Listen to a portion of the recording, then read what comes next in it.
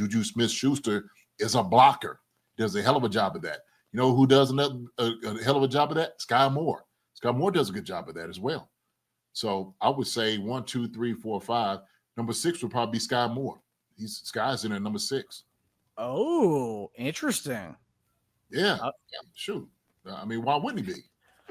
Now, this is based on, as of right now, as before we're seeing everybody else. This is like, and let me ask you this: a guy who's been around longer, is he going to get? He's going to get the leg up, regardless of how he's finished the season. He has been injured the last 2 years to end the season. Guy like that gets the leg up on the younger guys, right? Like he's getting first to get the reps, and then it becomes where the coach will then put the depth charts out. Then then that's when you kind of see the revolving door and the kind of the different cycling of groups and whatnot. Yeah. Well, look, Skyy Moore's been here, and even though people don't see his production as what it should be, what they expect it to be, right? That's why they all are on him. I think we still need to remind people, this guy in 2022, he, had 33 receptions, and the year after that he had 38. Last year he had 3 before he got hurt, so he has production here. So if we start looking on this roster as far as like who's people on here, Skyy Moore's got more than Nico Remigio and Justyn Ross put together. That's the reality. So we can't dismiss what he's done with the Chiefs. So he's contributed to helping the guys win the Super Bowl. Yeah, people might not like him because he's a second-round pick, and he's a second-round pick for a reason. And you know what? The coaches, they trust him. If they didn't trust him, he wouldn't be here. He just wouldn't. That's the way I look at it. And so for them, they know if a guy's having a difficulty, they want to say, okay, look, we're going to give him a chance and opportunity. But as far as he can run routes. We know he can catch the football. We've seen that. He's got a bigger kind of body to him. He's an athletic guy. So I think for us, and at least for me, I know I'm always waiting for him to have a breakout season. That's what I'm looking for a guy like that. I mean, he's a high draft pick for a reason, man. He's a second-round pick for a reason. And so these other guys, when we sit there, we start talking about it. Nico, I think he had like 2 catches, maybe, last year. He had a couple of returns, and it was great for him. Justyn Ross, he might, how many catches Justyn Ross had here? In general, maybe like 4 or 5 from the year before. He didn't get much playing time last year. Okay, so that's my point. My point is, it's not the production everybody wants him to be, right? And it's sure not the production he wants to be either, and I'm sure the Chiefs either. But he wants to be able to get more. But we have seen him produce. He's caught balls here, right? So we kept what's the name around Watson for a while, quite some time. It ain't like he was, catching 70, 80 balls a year. Okay, yeah. But he was a solid player. So you're putting Skyy Moore in your lock. Or that's so. Just no, I think so. Wow. Yeah. I don't know why it's wow. I just gave you all the reasons why. No, I get it. No, I guess I'm surprised a little bit. I guess we'll look into the fringe guys. I would say because I have these guys as the main the 100% 5 locks. Because I guess let me change that a little bit. The wow, I would say. I wouldn't be surprised if he does make the roster, but I would say he's probably of I wouldn't put him at a lock right now. I wouldn't put my money on him saying he's a lock right now. These are guys I gotta put my money behind is what I would say. I got you. Okay. So yeah, let's go to the fringe guys then. Yeah. Oh, your fringe guys. Yeah, the other 8, the other 8 outside the 5. All right. Okay. Let me start here with this. Show me another guy on here who's caught 33 balls, 38 balls in the NFL. Name him on this list. Ooh, Tyquan Thornton, maybe? Tyquan Thornton is caught 38 balls in the NFL? I believe let me see. One season? No, his career, 22 is his highest. Okay. But I would say with this, though, that's the thing. This is why we get to see how training camp plays out. But I would say, as far as from it depends what they want to do that 6 and 7 spot, right? If they want to go for a guy who's got more potential that we haven't seen yet, then I would think you go with and a Tyquan Thornton or an Elijah Badger type of guy, or Nico Remigio. They say, hey, like, we haven't really seen much of Nico yet, but from we did see that little sample size last year, let's kind of like dive into that a little bit and kind of let Skyy Moore go. I'm just saying, as far as these other guys. But as of right now, I see what you're saying. Skyy has a leg up on these guys because of familiarity with the system. He's been there longer than the other guys, but it's just if they want to take the chance on the potential of some of these other guys. I mean, look, potential is great. Okay, it's one thing to speak about. Okay, it really is. And guys are going to get opportunity to show what they can do. And if somebody beats a guy out, they can beat a guy out. Okay, we've seen this before. My thing is, if we're just going off based off the history, right, the body of work, this is that would be the list for me as far as like the top 6 and 7. Who do you put number 7? Would that be Skyy, or would that be Nico or Justyn Ross? It would be who's number 7 on that? And then everybody else, how do you move them around? Okay, everybody else is trying to this is a long shot to make the team. Neff says there, potential can't hurt you. Yes, it can. Yes, it can. We've had conversation and talks about dudes that they've drafted that have potential, this and that. I'm talking about first round picks and stuff. The guys get cut and released, and these things do happen. They do happen, and I think it's really on the coaches and how they feel about a guy that they deem worthy or necessary to be here. What is his skill set? What does he bring to the table? What kind of guy is he around the locker room? Like all those things do matter, right? We talked about character and all those different things. Yeah, all those things come into play. So the thing is, I don't know enough about the other guys out here, right, to make that determination like, oh, yeah, this guy right here is going to make it and all that. This is to be, decided, just to see. So, a guy that has been a second-round pick, he's going to be thrusted ahead of guys that are young, sure. Yeah, and to the potential can hurt you, to Chad's point there is, I think that's also kind of been the reason why people are so kind of down on Skyy Moore, because he was a second-round pick.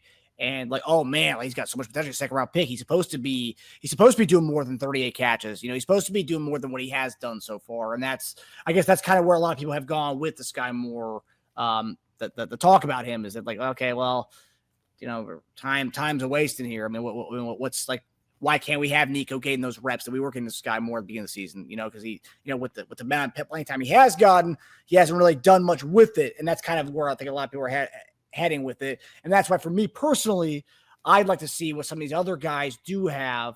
And of course, this is all going to play out during training camp. We're going to see what these other guys are made of. And obviously they're going to keep the best player, but that's where I guess I kind of like where a lot of people are going with the whole Skyy Moore, like kind of being like, kind of wash their hands with Skyy Moore, because we have given him plenty of opportunities and he hasn't really showcased, I guess. I mean, because I'll say this, we talk about the receiver room, right? How the guys had a lot of injuries. And he's also been one of those guys who had the injuries as well. But like, we've been wanting some guys to step up for the last few years. And like, Skyy was healthy during some of those moments where some of these guys were hurt, and he never really answered that call either. So that's kind of, So I say this, they always say perception is reality. I say perception is that person's reality. And I think some of the fans, their perceptions is their reality. It's not the reality to the coaching staff. It's not. The reality is he's played a lot of games here. He's been in the lineup. He's been in the rotation. Skyy Moore has played in games to catch balls, to catch first downs. Like, that's the reality. And so what people perceive what things are may not necessarily be what's going on in practice. I mean, the coaches have been around, like I said, for a reason, right? I mean, if that was the case, they would have removed him a long time ago and pushed him out. And so that's why I say, like, when I'm sitting over here, and I'm always going to defer to the coaches. I'm always going to do that. So if the coaches probably know better than the fans, which I'm sure they do, because they know a guy, they know what he can do. Maybe they sit over there like, man, geez, like we're not understanding why he's not catching the football, why he's having a hard time. And so for somebody that's played the game before, I know a guy could get in his head. He could get in your own head, man. And start, like I said, fighting the ball, and maybe not feeling like you're as good as you were, or doubts start creeping in. And the thing is, everybody comes in and jumps on him. But even so, Nico Remigio. Nico's been here, 2 years already, right? So Nico's been able to come in and kind of show what he's been able to do. He was able to kind of get on the roster last year. He showed a little bit on, the return, showed a little bit on preseason, But at first, it wasn't enough to kind of keep him here. It wasn't enough to keep him on a roster. He was on the practice squad. They moved him up. Hey, it's all about, man, what you do with your opportunity. Same thing. Justyn Ross, Justyn Ross is another kind of a head scratcher to us, right? He kind of a big body. We seen him come in. He gets kind of in their trouble, or at least, the little bad rap. And then all of a sudden, he's thrusted in the back. And he looked like he was coming along. Looked like we had a role here for him. And then all of a sudden, you would think, okay, he's out of the doghouse, right? Justyn Ross is out of the doghouse. There's been enough time for that. Now he has opportunity to come play. And then all of a sudden, it doesn't come to fruition. And we sitting over here, there's us and other people come on here, man. Justyn Ross, where's he at? Justyn Ross season, or here's the stands and all of this, and all these things people rosters. Yeah. So is that's what I'm saying. That perception that we have about a player may not necessarily be the reality. So yeah, and that's the thing too. Like, I know a lot of people are done with the Skyy Moore thing, and I would say there's probably still more Justyn Ross fans than there are Skyy Moore. But I'll say the same kind of argument that you have with Skyy Moore, right? It's like they're keeping him around for a reason. Same way, yes. Ross may not be on the active roster, maybe pulled off a practice squad, back to roster, all this stuff. They are keeping him around for a reason. We may not know, we haven't seen it, right? And we haven't seen it for either one of those guys. I don't think either one of them have played to their potential. Obviously, Ross is a different kind of thing because he was an undrafted guy. And actually, you can make the argument too that because of all the highlights and the stuff that Ross did in college, where he was supposed to be that first round guy before he got hurt, people have expected that first round receiver to flash in our team. And I think that's also hurt his potential as well, where it's like, oh, I'm done with Ross. I'm just talking about some fans are saying they're done with him. They don't want to hear about him anymore. Too much hype. It's like, really, he was a UDFA. Like, him making the team, him being on the practice squad, that's still a big deal for him because, he wasn't, there was a chance of him not playing football ever again. And all of a sudden he makes the team. And then, has the arrest or whatever. And then, we haven't seen really much from him since. He got his number taken away with Diop game, went to practice squad, and then I think he got activated a few times, but then practice squad. We never really saw him this past year. So I think both of them have hurt the potential aspect for both of them has hurt them in a way, one being a second round pick and one being a guy who was supposed to be a top first round pick until his injury that happened in college. I think, both have hurt them, but the team keeps both those guys on the team for a reason. And that's something that we got to kind of, trust in Veach, trust in Reed, trust these guys for keeping them around. But I will say now that what we didn't have before is the fact that we have 13 dudes deep and there's a lot more competition than we've had in the past, which is why it's going to be very tough to secure these last two spots. And I don't know who it's going to be, but I think the 6 and 7 spots going to be very tough just because we've rounded out the room so much better than we had before. Yeah, sure. I mean, it's always like that. It's like that every single year. That's the way I look at it. And I've seen things happen when the guys have come in, and I'm talking about guys that had prestige and had experience, had catches, been on one team and came on, whether when I was in Philly or into Kansas City, and then all of a sudden they don't make the squad. You wonder like, why? How come my guy didn't make the squad? And there's, it's different reasons why guys don't. And so, like we talk about, we get maybe a little thing out of practice. Justyn makes a hell of a play, right? Oh, look at that, man. Ross go. Shoot, the rest we don't even know if he's getting the right steps down. Okay, but he gets a chance, he gets opportunity. We thought he was going to be able to come back. The medical was keeping him off, right? It was never his ability.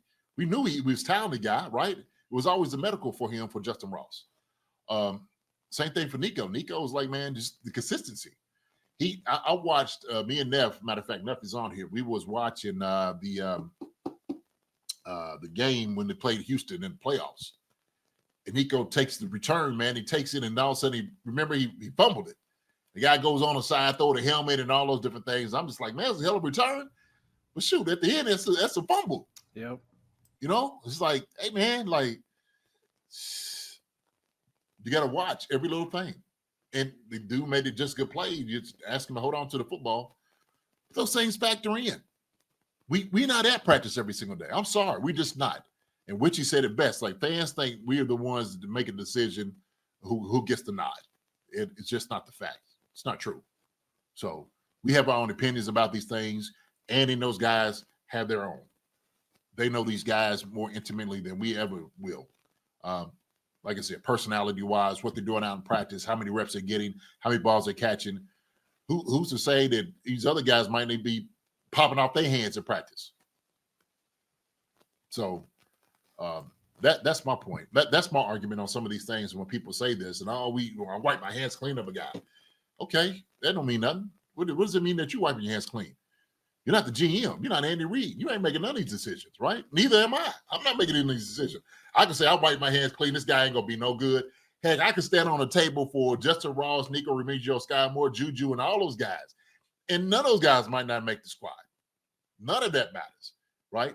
The only thing that matters in the NFL is production. Okay, that's it. They want to make sure you can produce. They make sure that you have a value that's added to the team that they can win with. Okay. And guess what? Hey, boys and girls, you don't display any of that. You don't display any of those things. You're not going to be around that long. Okay. And so guys that do get drafted, yes, you have a longer, leash to do things. And yeah, because they invest the money in you. And so somebody who said that, and I agree 1000% on this. Let me see. This one, we need to acknowledge the things Moore does instead of being overly critical and putting hype into players like Ross, Prince, and Nico. Oh, no, that's a good one. I didn't get to see that one. Oh. So we need to acknowledge the things Moore does instead of being overly critical and putting hype into players like Ross, Prince, and Nico.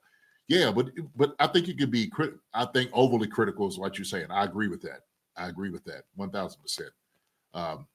And so the problem is we're not in the locker room. I keep reiterating that. We're not in the locker room. We're not on a practice field. We don't know. We don't see it. We're not in meetings. We don't know any of those things. And so when I do hear, not just me, but I hear Andy Reid get on the table for Skyy Moore. I see, Connor Embry. He'll say something about Skyy Moore, his catching ability. He seems to do everything right to go and get out there and start doing the things, right? So I think that's part of the problem. Melly Matrix is the one I was looking at. Says Skyy probably will make it. It's his last year on the contract, and it would probably give him another shot if he doesn't perform, just not renew the contract next offseason. He looks out for players. He does. And he's going to, he's going to buy into a guy. As long as you see the guy's bought in to what he wants it to be done. And so that's going to happen. It's going to happen. Heck, we gave, what's the name of the chance, an opportunity? Tony? Yeah. Kadarius Toney. Now he wants to be a rapper. So, Yeah. I mean, he was another guy who had the experience over a lot of the other dudes on the roster. First round pick. Yeah. Yeah, first rounder. So. Yeah. I mean, it's going to be interesting, nonetheless, to see how, because I mean, like you said, Andy's going to give a longer leash to the guys who've been drafted. But again, if we see some of these other younger guys who come in and flash their potential, then it's a performance-based business, right? If Skyy's doing what he's doing, but then there's a new guy who comes off, one of these, Jimmy Holiday, Elijah, whoever it is, right? If they show that they can do what he can do and more, and then some, then obviously, they're going to go with performance. That's why it's a whole trust in Veach, trust in Reid thing. They want to win. They're going to go with the guy who's going to give them the best shot at winning. And, if they can do things that Skyy Moore does, they're going to go with that guy. So it's 1,000, one of those things. Yeah, 1,000%. Pono said Nico has return potential. Skyy and Justyn Ross don't bring anything. Keep your eyes on Badger. It's just saying they don't. That's completely untrue, Pono. Completely untrue. But, like I said, there's a perception right there to people's reality. That's what they think. That's his perception. So. Well, it's a lot to what you say too, as far as we don't see a lot of these things, right? Because we're watching from afar, and I remember last year this is something that they did talk about. They kind of hinted at it when they did their pressers after training camps and after practices. Justyn Ross had a hard time with the playbook, right? Getting lined up in the wrong spots. We saw that a few times during preseason games where they had to call timeouts because you saw Ross and emotion, didn't know where he was lined up, looked to the side, kind of shrugged his shoulders. Andy call a timeout, pissed off. And you're like, oh, okay, that's what people were talking about during training camp. And you saw that kind of play out during a game.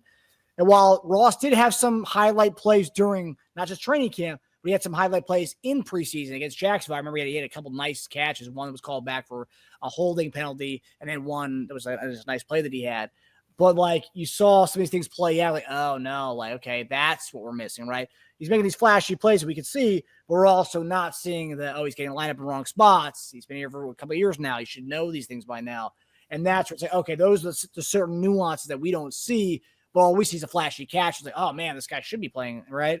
And I'll say I fall victim to that for sure. Even I read these reports, but you see these flashy plays, you're like, oh, well, that should supersede all the other stuff, but it doesn't. No, it doesn't, and it can't. It's about being competent in your job.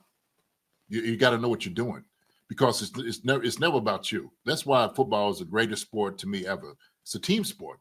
It's the last true team sport out there. Everybody has to do their job. You got to do it correct, because if a guy's out of place, then you're messing up 3 or 4 other guys in the route run, the scheme wise. Okay, whatever Andy and Nagy is putting together.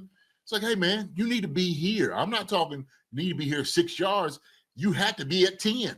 Why did it have to be at 10, Coach? Because you got to influence the safety. Why you have to influence the safety? Because we got a guy running over top of him. If you don't influence him, he'll fall back on this guy. So that's like little things like that, nuances to it, right? And I'm not sitting there saying that. I mean, you're making a point that was the reason Justyn Ross, right? I'm sure there's other guys that get lined up wrong. We probably don't even know it, making the call, Pat might say, come over here a little bit more, or, he'll talk to a guy maybe after the play. Everybody's going to mess up a little bit, right? You ain't going to have 100% like it's, untarnished. But the thing is, if there's enough of these lulls in, thought and all those different things that will affect the play, man, we can't have a guy like that. Look, I don't want to say no names, okay? And every time I have a conversation like this, Marcus, I always have this thought of this guy in my mind, because I'm like, this dude was so talented. I'm talking about ridiculous talented. But the problem was he couldn't grasp the playbook. It was just hard for him, and he was just kind of messing up. And so when you mess up the flow of the game and what you're trying to do, because in our philosophy, we was, and every offensive coordinator is going to be like this. But Al Saunders is like, be where you're supposed to be when you're supposed to be there. He used to reiterate that message all the time. Be where you're supposed to be when you're supposed to be there. Okay? So that meant in meetings, on the football field, when you're running a play, if you're going to go get chow, didn't matter what it was, you're supposed to know your job and do it to the top T. You know what I'm saying? Can't be incompetent in what you're doing. If you do, it's going to mess up. And another thing you used to say, don't fool the quarterback. Don't fool him. If I'm asking you, requiring you to be at 14 yards, you can't run 10. Sorry, you can't do it. That's fooling the quarterback, because the quarterback's throwing on time and he expects you to be somewhere in a spot and you're not there. The only one can get away with that, Travis Kelce and Patrick Mahomes, because they're on a whole different wavelength, right? And they know while looking at him like, hey, man, I can make his adjustment. And he's cool with that. The other guys, no, you don't have, you ain't earned them stripes just yet. You can't do that. You got to do what we ask you to do, young fellow. So that's why I think my perspective is a whole lot different from everybody else's, because I play the game. I know exactly how these, like when you're in meetings, how detailed everything is. And you get called out in front of everybody. And everybody knows too. And guess what? There's guys waiting in the wind, like Taquan Thornton, Jason Brownlee, Elijah Badger, Jimmy Holiday, Matt Delina. They're all sitting there waiting like, this guy right here hadn't figured it out. He ain't got it right. So that is my end. That's my chance and opportunity. And guess what? Coaches are waiting for that. Nico Remigio has been waiting in the wind, right? He's been waiting for his opportunity just to get in there, just to show what he's been able to do. And he's kind of taking advantage of it, and it's good for him. Because guess what? He's going to be considered to be on this roster. Shoot, probably trying to get a bigger piece of what he had last year. So that's what I'm saying. When I'm sitting there having these conversations, I remember guys that were very talented, like could play on any team in the league. But sometimes you ain't grasping the playbook, man. You're going to mess everybody else up. It's the truth. Shoot, you the quarterback. Look, okay. Hey, everybody understand. Marcus, okay, That sucker can sling the ball around. Okay, if you haven't seen Marcus play ball, he can sling the ball around. Now, Marcus, there are certain plays that y'all run, correct? All right. You expect the dude to be where you ask him to be, running a particular play, right? Now, I'm sure you do have a little bit of leeway to run somewhat in the flag and stuff like that. But Martin, like, hey man, what you doing? Like, somebody's like, oh, my fault. I was running something else. Yeah, I mean, obviously, much lower level, but yeah, I mean, for a quarterback, it does. I mean, it's obnoxious, and of course, the quarterback's annoyed by continuous missteps on the routes, where the kind of the lineup of the formation or whatnot, and that's got kind of all being like off, right, and needs to be adjusted. Yeah, that can be obnoxious, of course. I mean, we're talking on a low 5-on-5 flag football level. Forget about how it is on the NFL level, right? And that's 10 other guys that you're messing with there, not just the quarterbacks throwing him off there. Mike Brennan has a question. He says, as a dude watching the game from the couch, it's a head scratcher to me why you keep a player that takes 0 to 6% of the game stat, 6% like one snap. Could be a little bit more, but you might just need that guy on that play. You might just need that guy on that particular play. He just looks great on this play. There's certain guys for particular things. And if I have a Juju Smith-Schuster who was a much better blocker, I'm not going to expect, Xavier Worthy to go in to go play this, block his. No. Xavier, take a backseat over here. Juju, is yours, okay? Or Skyy or somebody like that I know is going to block in this position. And so if he has to just be on certain plays, it happens like that. Because when you're writing scripts, Mike, you got to make adjustments on your scripts too. Right. So if you do your first 15 or 25, I think Annie does, depending on the situation and where you're on in the field, things change. You might want to run a different play. So what you do is go back to, what what you have blueprinted before on the first 25 and try to pick it back up. But there's certain guys that you want on particular plays, run particular things. So even if you have that guy on and he's just running in, to take over this one play, 1 or 2 snaps, they might just need just for that. Okay. And so they try to factor in all these different things in. Some guys just might even need a break. So if Hollywood Brown needs a break or Rasheed Rice needs a break on this play or two, when it's a run play, get him out of here. Come on, Rasheed, take a break. You don't need to run down here. So that's why. Makes sense. Different players for suited for different things, right? Yeah.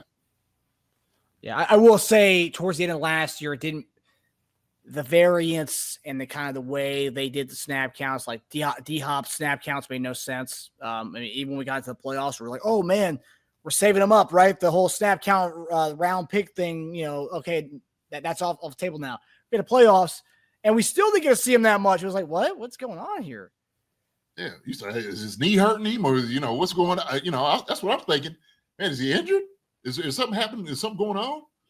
So, and Hollywood snaps, we thought we were going to see a lot more of him because he said he was 100% healthy, and that didn't happen either. So and a lot of people thought he wasn't going to come back to the team for that reason, but obviously he's back, but that's why I was like, it just kind of made there was no.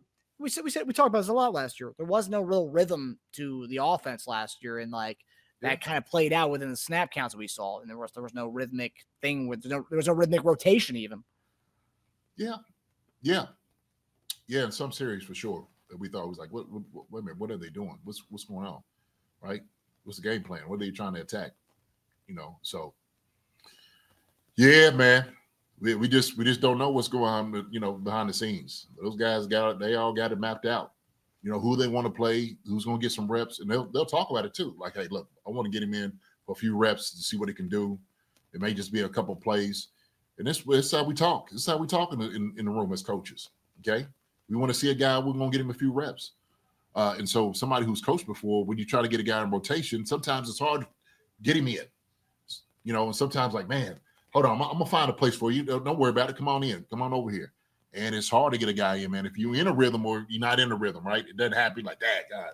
All right, man. Just wait for the next series. So you said Skyy was 6 for you. If you had to make a guess as right now, who'd be the 7th guy based on this list here?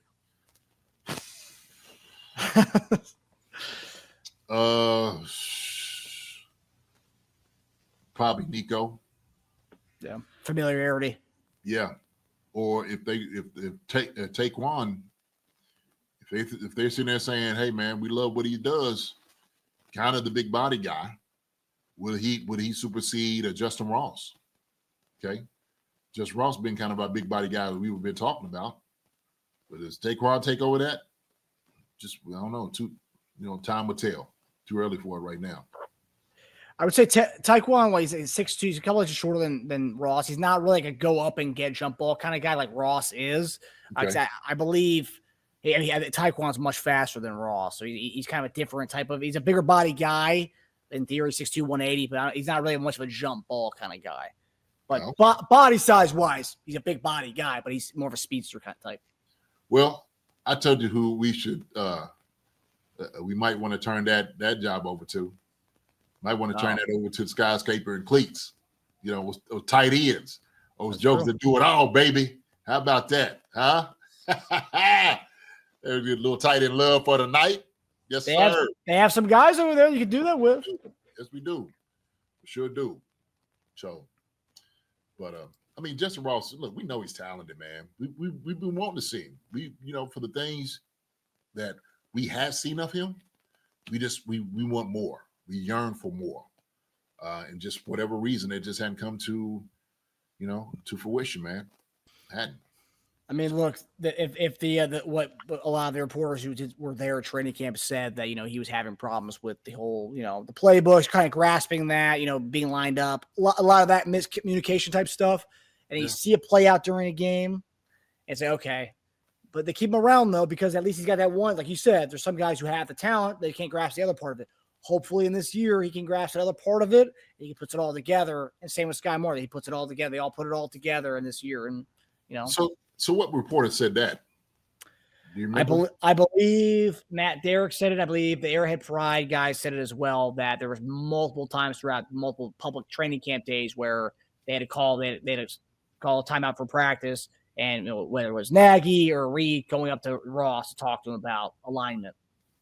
Wow. Yeah, and we saw that play out during the game. And I remember one of the beat reporters had mentioned during that Jaguars game when they called a timeout, and you could see Andy was pissed off. Someone was like, "Oh, that's what we're seeing. That's the kind of stuff we're seeing at training camp that's being played out now in a game." And that to me it was like that was the first time I had seen it. Right? I didn't see it during. I didn't go to training camp, but seeing that, I was like, "Oh, okay. Oh, so there's smoke. There's some smoke, there's fire." So yeah. But again, that's stuff that some guys can put it all together, and we're going to see here in this year if he can put it all together. And obviously, we know what he's capable of, so he could do that. Same with Skyy Moore. And then there's a lot of these young bucks, the Elijah Badgers of the world. What can these young bucks do? What can Tyquan Thornton do for his first year in Kansas City coming from New England? So it's going to be interesting to see the battle there for those 6 and 7 spots. Hi, everybody. Thanks for watching. Subscribe here to get the latest from the show. Also, be sure to check out the best clips from Chief Concerns. And if you prefer to listen to the show, subscribe and follow us on Apple Podcasts, Spotify, and anywhere else you get your podcasts.